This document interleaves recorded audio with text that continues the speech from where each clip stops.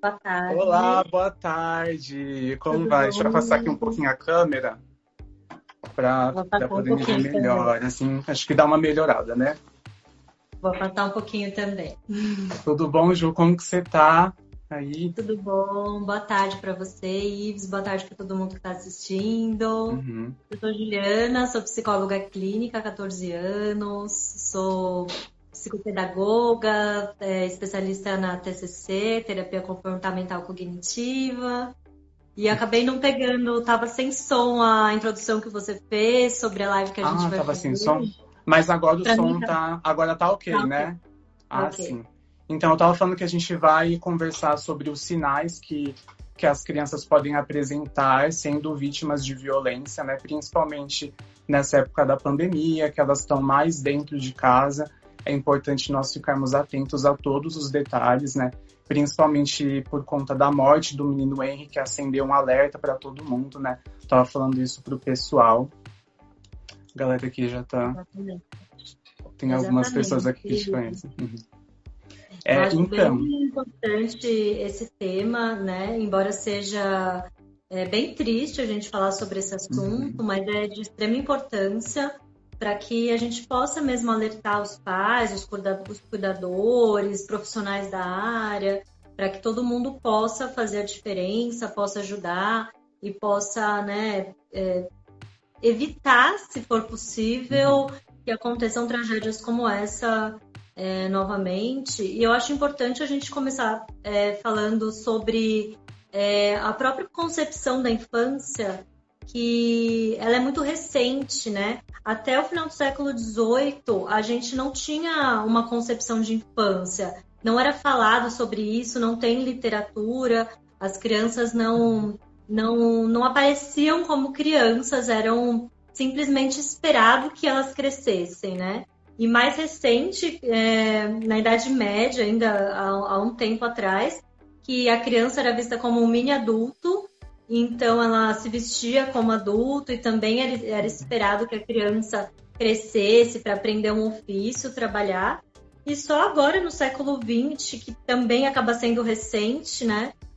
Que veio uma concepção da infância, de que isso precisava ser olhado, ser cuidado, ter uma educação específica que antes não existia, né? Orientação, veio o Estatuto da Criança e do Adolescente para dizer quais os direitos e deveres dessa criança, né? E, inclusive, no Estatuto de Adolescente, da Criança e do Adolescente está dizendo que é direito das crianças não sofrer agressões físicas ou psicológicas por parte Uhum. daqueles que estão encarregados da proteção e educação ou qualquer outro adulto. Acho que é importante a gente falar sobre isso também, que todos nós, como sociedade, somos responsáveis também por perceber, por ouvir, por denunciar, por estar próximo.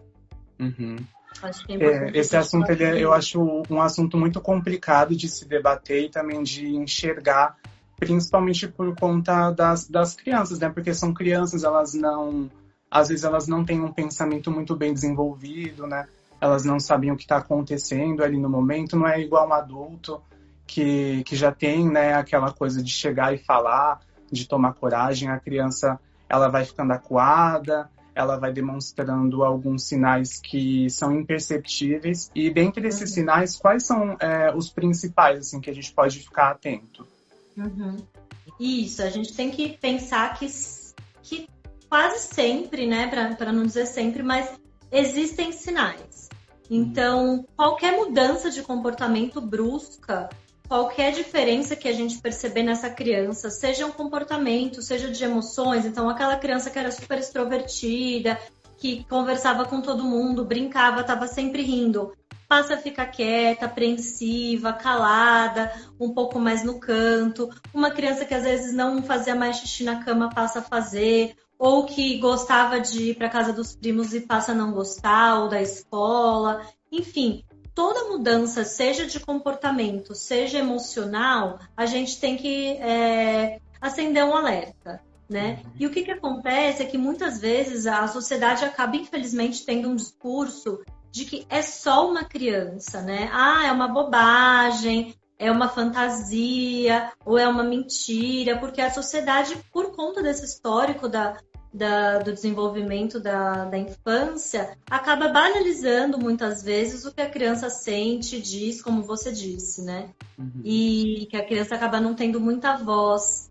Então, a gente tem que, muitas vezes, ter esse cuidado de olhar, de ouvir e de prestar atenção no que está acontecendo, se houve alguma mudança de comportamento, e valorizar isso, tem que ter a consideração de prestar atenção, a minha criança está mais quieta, então eu vou lá na escola perguntar o que está acontecendo, vou saber se a criança diz, tem alguém brigando comigo, tem alguém que não está legal, a gente às vezes tem a tendência de falar, isso é bobagem, isso é só, né, uma brincadeira. Não, isso pode parecer uma brincadeira para o adulto, mas não está sendo confortável para a criança.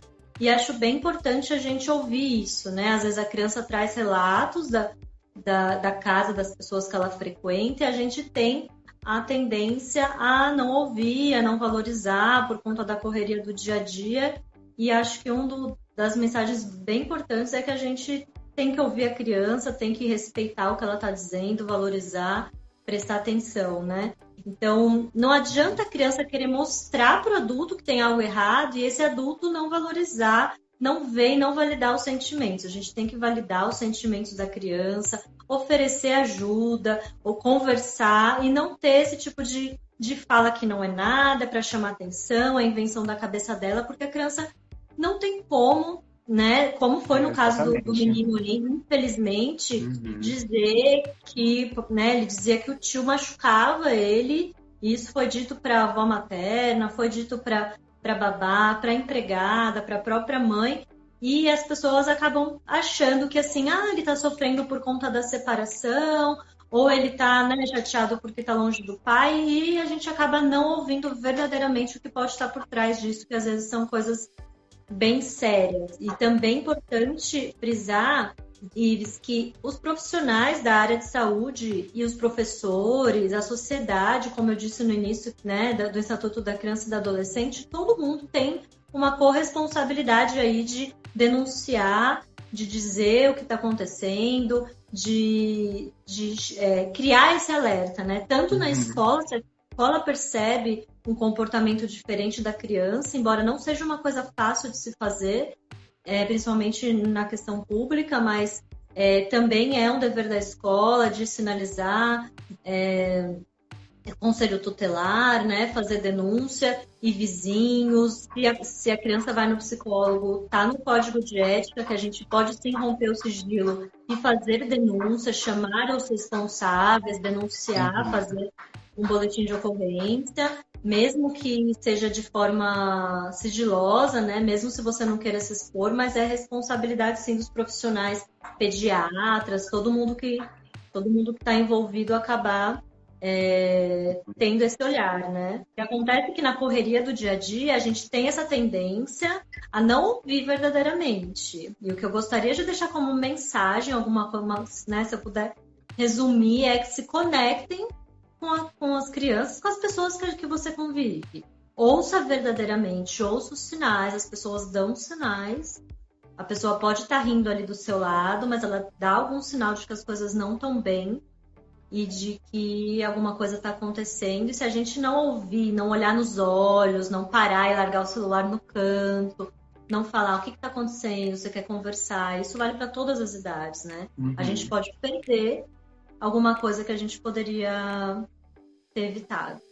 Então, a gente precisa ter esse tempo de conexão com as pessoas que a gente vive, né? De 5 sentidos mesmo, de estar ali inteiro, verdadeiro e presente. E as pessoas que a gente convive precisam se sentir amadas, valorizadas, independente, né, dos erros que cometem, né?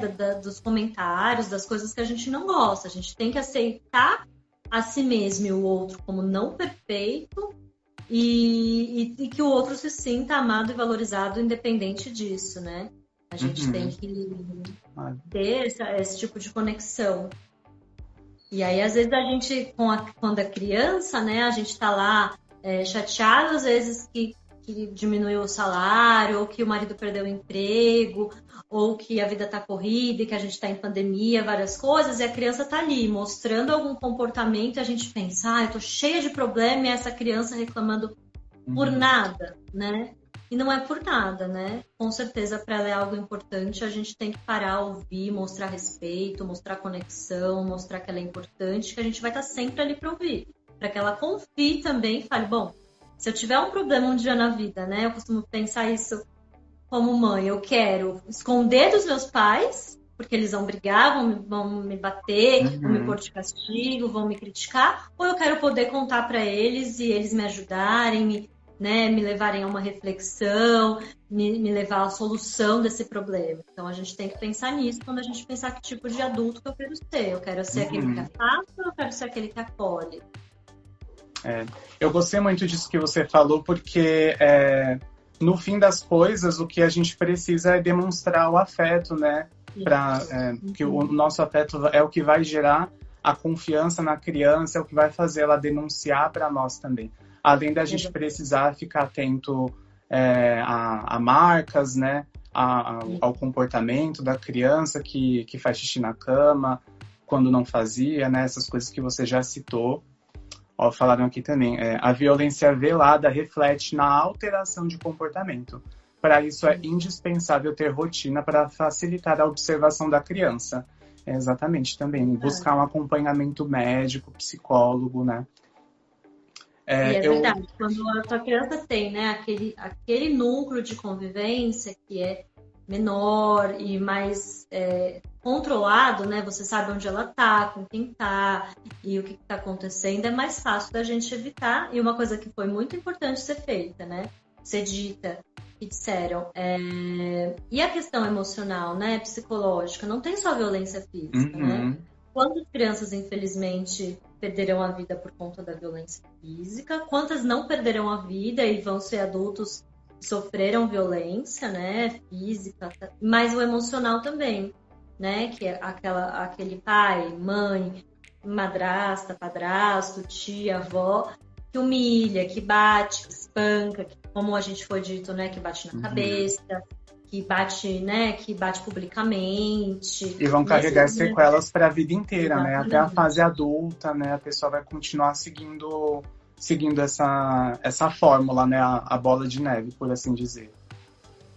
E a autoestima, né? Depressão, ansiedade, todos os outros problemas que a gente pode, né, trazer. E quando, né, os pais falam assim, mas eu apanhei, não morri.